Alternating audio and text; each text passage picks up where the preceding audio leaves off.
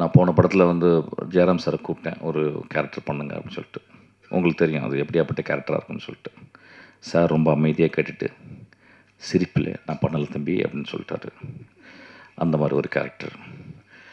So நானும் அப்படியே வந்துட்டேன். ரொம்ப சீரியஸாக சொன்னேன் கதை. ரொம்ப எட்ஜில் எப்படி இருந்தாலும் கதை சொன்னாலும் நம்பிடுவாங்க நான். பட் எத்தனை பேர்கிட்ட கதை கேட்டிருப்பார் அவர் வந்து மாட்டேன்னு சொல்லிட்டாரு. அது ரொம்ப அழகாக சொன்னார். ஸோ அதெல்லாம் முடித்த உடனே அடுத்த படம் ஆக்சுவலாக. சினிமாவில் அப்படி தான் ஒரு சின்சியராக. அது ஏன் ஒய் ஹீ இஸ் கிரேட்னா, நிறைய பேருக்கு சினிமாவில் வந்து நோ சொல்ல தெரியாது. சோஃபியா லாரனை வந்து சாப்ளின் ஒரு படத்தில் நடிக்க வைக்கிறார்.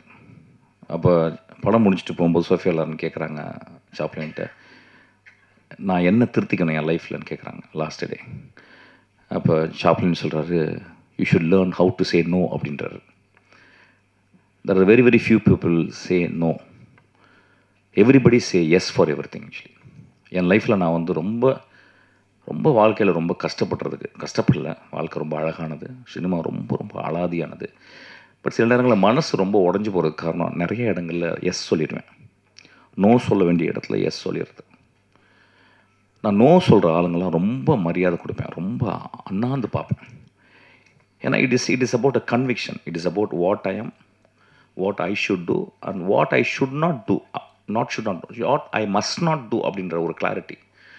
ஸோ சார் இந்த அன்றைக்கி வந்து ஒரு நோ சொன்னார், பியூட்டிஃபுல்லாக இருந்துச்சு. நான் ஆக்சுவலாக அதுக்கு ஒரு கிளாப் அடிப்பேன் ஆக்சுவலாக ஒரு நோ சொன்னதுக்காக.